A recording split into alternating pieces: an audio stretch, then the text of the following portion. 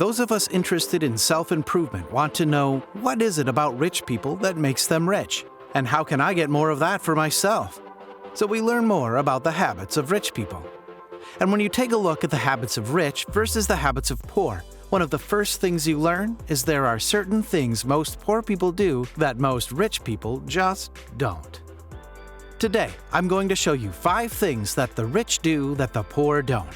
Before the start of the video, make sure you leave a like, and if you want to see more content, subscribe to channel. Let's get started. Lots of common ways of spending your time, from watching TV to lazing in bed in the morning, are just not things rich people do. There are, of course, a lot of things rich people do that the poor don't. Spend a lot of time managing investment accounts, for example. But if we only look at what the rich do in comparison to the poor, we miss out on what the poor do that the rich don't. A valuable mine of information for those looking to be more wealthy themselves. Intelligent readers may already be thinking, but some things the poor do only because they have to, such as spend a long time on public transit and work long shifts at food service positions. That's absolutely true. However, this list doesn't focus on that which the poor do because they have to, but only on that which they do because they choose to. While that's obviously not completely true, one cannot just start thinking differently and check their bank account again. It does have a grain of truth.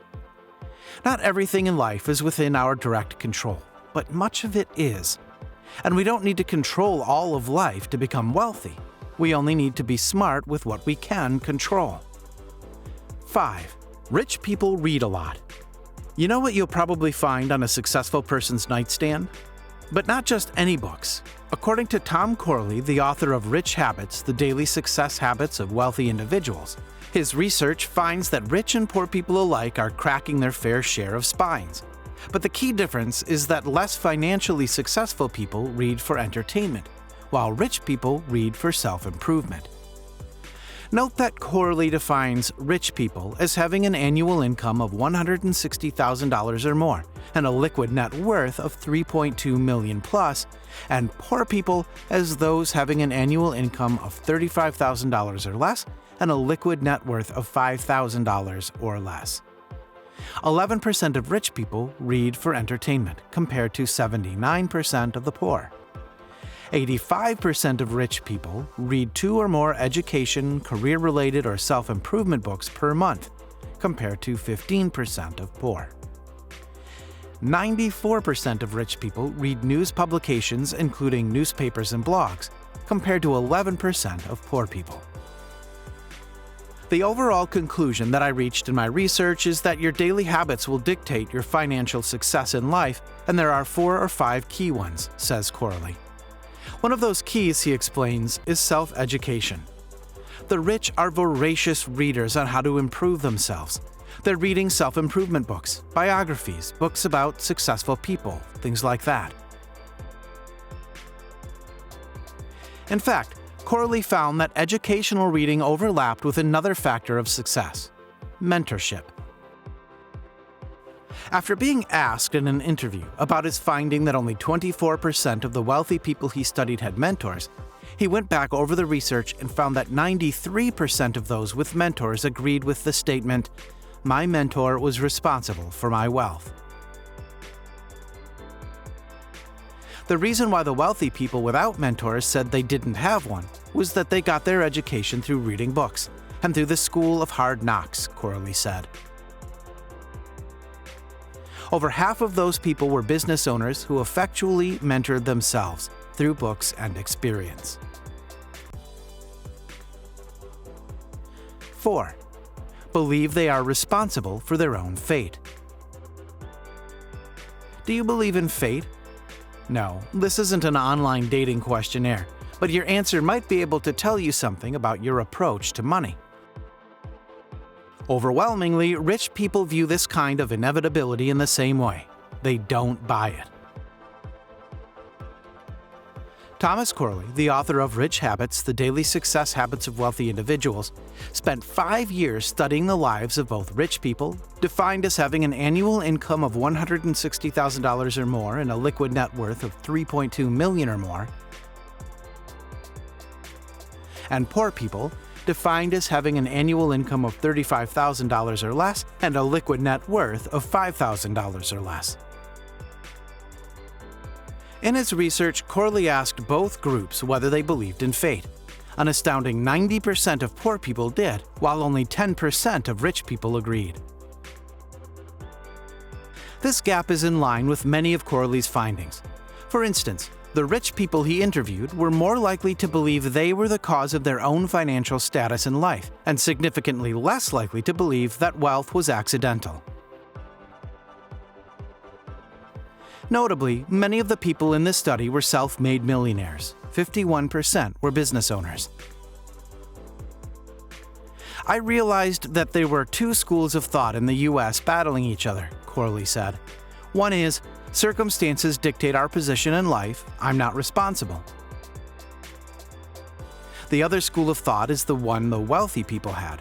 I am the cause of my long-term financial circumstances. 3. Rich focus on opportunities, not obstacles. Rich people see opportunities. Poor people see obstacles. Rich people see potential growth. Poor people see potential loss. Rich people focus on the rewards. Poor focus on the risks. Poor people are slightly more optimistic. Their mindset is, I sure hope this works. Rich people, as we've said earlier, take responsibility for the result in their lives and upon the mindset, it will work because I'll make it work. Generally speaking, the higher the reward, the higher the risk. They are willing to take risk. They believe that if worse comes to worst, they can always make their money back. Poor people, on the other hand, expect to fail. They lack confidence in themselves and in their abilities. And because they constantly see obstacles, they are usually unwilling to take risk. No risk, no reward. Another key principle pertinent here is that rich people focus on what they want, while poor people focus on what they don't want. Again, the universal law states, what you focus on expands. It's simple. Your field of focus determines what you find in life. Focus on opportunities, and that's what you find. Focus on obstacles, and that's what you find. I'm not saying that you don't take care of problems. Of course, handle problems as they arise in the present. But keep your eye on your goal. Keep moving towards your target. Put your time and energy into creating what you want. 2. The rich associate with positive, successful people. It's been said that you are the average of the 5 people you spend the most time with, and rich people know that your social circle drives your success. This is why individuals spend time with others who enjoy talking about success, opportunities, and positive things in life. By doing so, these successful individuals have a higher chance of optimizing their view of the world by being in good company. As often seen was poor people, they make a little effort to integrate themselves with people who will allow them to develop into more successful versions of themselves. Instead, it would rather be brought down by a bad influence, ultimately squandering any chances they would have of improving their financial situation. 1. Rich believe in the law of income. The rich believe that they will be paid in direct proportion to the value that they deliver to the marketplace. In other words, if they are integral in forming a product that nearly everyone in the world wants or needs, then they should be compensated accordingly. Rich individuals understand that output is the only metric that counts, since we live in a result-driven world.